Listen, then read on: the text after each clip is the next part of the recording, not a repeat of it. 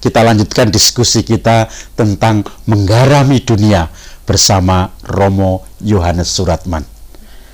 Romo Ratman, tadi bicara tentang garam dunia, tentang pertemuan RT, tetapi saya lihat di depan gereja banyak orang-orang yang membutuhkan perhatian.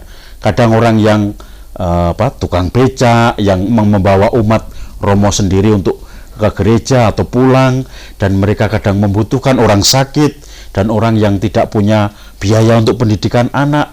Apa peran gereja untuk itu? Berbicara mengenai menjadi garam, dan Romo tadi menyinggung soal tukang becak. Saya masih ingat tahun 91 dan 92 ketika saya masih frater menjalani tahun pastoral paroki di Tegal, itu ada koperasi para tukang becak. Ini diprakarsai oleh Romo van de Pas MSc, orang dari Belanda. Idenya adalah paroki peduli kepada para tukang becak, supaya para tukang becak ini berhimpun membuat sebuah koperasi, sehingga akhirnya mereka bisa memiliki becak sendiri. Pada umumnya dulu tukang-tukang becak itu kan buruh, bukan becaknya sendiri. Lalu paroki bersama dengan umat di sana menghimpun para tukang becak sampai akhirnya mereka bisa memiliki becak sendiri-sendiri.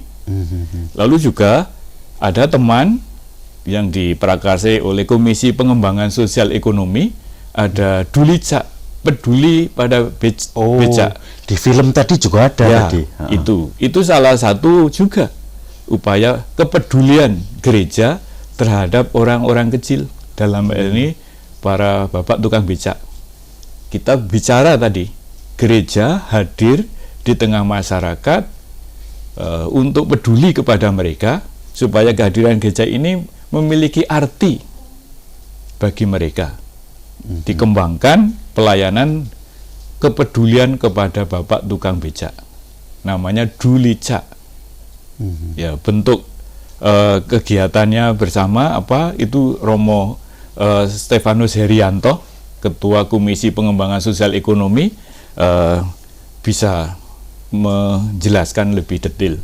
Tapi yang saya tahu, secara periodik beberapa minggu sekali mereka berhimpun, dikumpulkan, lalu ada pertemuan bersama, ada donatur-donatur yang peduli ini juga menyuguhi makanan bagi mereka, lalu juga memberikan bingkisan-bingkisan untuk kehidupan mereka sehari-hari.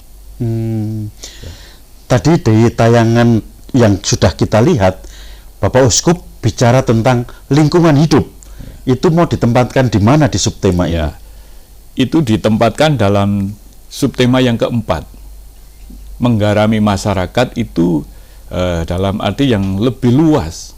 Masyarakat itu termasuk alam ciptaan Tuhan.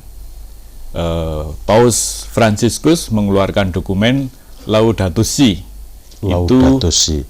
Gagasan dasarnya adalah bahwa dunia ini itu adalah rumah kita, dan dunia yang menjadi rumah kita ini harus kita bangun sedemikian rupa supaya menjadi tempat yang nyaman. Maka alam itu ditata sedemikian rupa, dipelihara dengan baik supaya bisa menjadi tempat kediaman yang nyaman. Laudato Si sendiri artinya apa? Artinya pujilah Tuhan. Oh, pujilah Tuhan. Ya.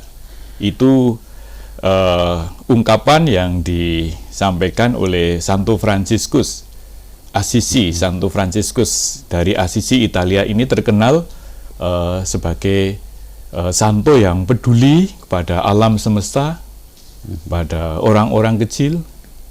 Dia menjadi pendiri dari Ordo Fransiskan yang mengembangkan semangat kemiskinan, peduli pada orang-orang kecil. Lalu keutamaan beliau adalah peduli pada alam.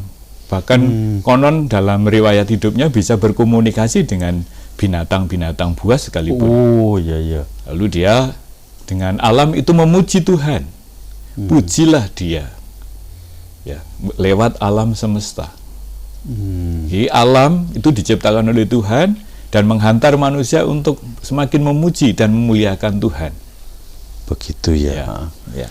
Nah, kemudian di dalam sinode ini kan dibuka tanggal 29 Desember 2019. Ya. Itu kemudian akan sampai puncaknya 13 sampai 16 Oktober 2020. Berarti sebelum puncak ini ada semacam pra-sinode ya. Yang diharapkan apa? Umat diharapkan apa dalam keterlibatan selama pra ini? Jadi mungkin saya jelaskan. Istilahnya begini, Romo. Sinode itu sudah dimaklumkan. Ya. Pencanangannya mulai tanggal 29 Desember 2019 pada Pesta Keluarga Kudus. Ya. Lalu mengapa dimaklumkan pada Pesta Keluarga Kudus? Itu kenapa itu? Itu sebenarnya Bapak Uskup ingin menegaskan bahwa gereja itu kan keluarga umat Allah. Pada saat kita pesta keluarga sebagai keuskupan, kita memulai menata keuskupan untuk program pastoral visi misi ke depan.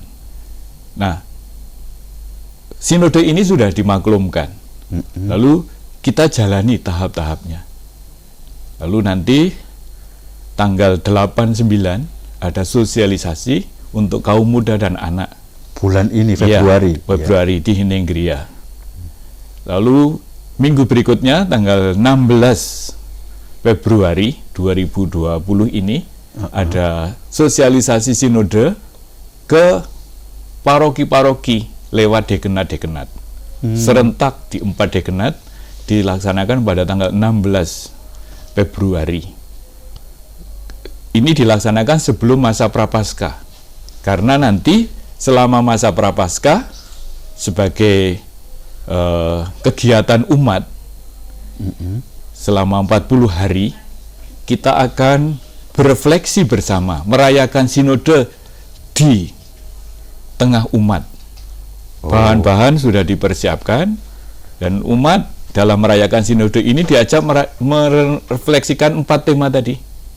Jati diri akan iman Katolik, bangga sebagai orang Katolik, dialog dengan komunitas iman lain, dan menjadi garam bagi masyarakat yang adil dan beradab. Romo Ratman, terima kasih untuk sementara. Pemirsa, kita akan jeda sebentar. Kita akan melihat pesan-pesan berikut ini.